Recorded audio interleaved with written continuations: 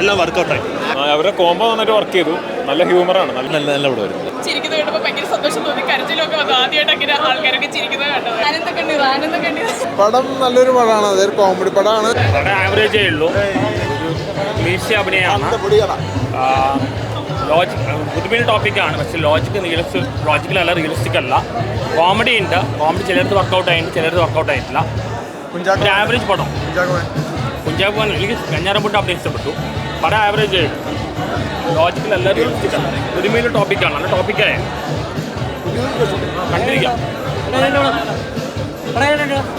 പറഞ്ഞില്ലേ എല്ലാം വർക്കൗട്ടായി. ചാക്കോച്ചനും സുരാജ് സാർ അടിപൊളി. നല്ല നല്ല ഇവിടെ വരുന്നത്. പടം നല്ലൊരു പടമാണ്, അതൊരു കോമഡി പടമാണ്.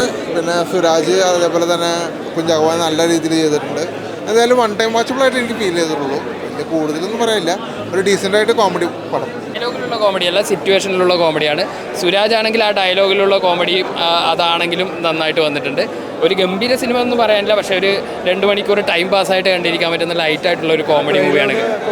ആ ട്രെയിലർ പോലെ തന്നെ വളരെ ലൈറ്റായിട്ടുള്ള പിന്നെ ഒരു മസ്റ്റ് വാച്ച് തിയേറ്റർ എന്ന് പറയാനുള്ള അങ്ങനെയുള്ള രീതിയിലൊന്നുമില്ല. പക്ഷേ നമ്മൾ ഈ സൂ ഒക്കെ പ്രതീക്ഷിക്കുമ്പോൾ ഭയങ്കര അതിൻ്റെ VFX അതൊക്കെ പാളി അങ്ങനെയൊന്നുമില്ല. അതൊക്കെ വളരെ ഒറിജിനാലിറ്റിയിൽ തന്നെ ആ സിനിമത്തിൻ്റെ സീനുകളായിട്ടാണെങ്കിലും എല്ലാം വന്നിട്ടുണ്ട്. ഒരു ലൈറ്റായിട്ടുള്ള ഒരു ടൈം പാസ് ആയിട്ടുള്ള ഒരു one time watchable comedy movie എന്ന രീതിയിലാണ് ഗിർ വന്നിരിക്കുന്നത്. അതിൻ്റെ ഭാഗമായി എന്ന് പറയുമ്പോൾ സന്തോഷമല്ലേ, വളരെ സന്തോഷം. അതിൻ്റെ ഭാഗമാണല്ലോ.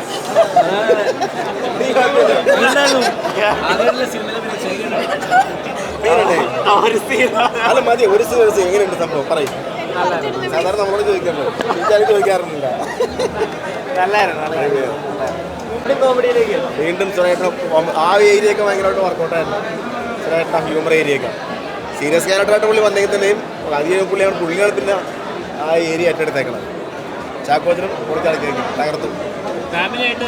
ഫാമിലി കുട്ടികളൊക്കെ ആയിട്ട് ഒന്ന് കാണാൻ പറ്റും. സന്തോഷം. Okay, thank you.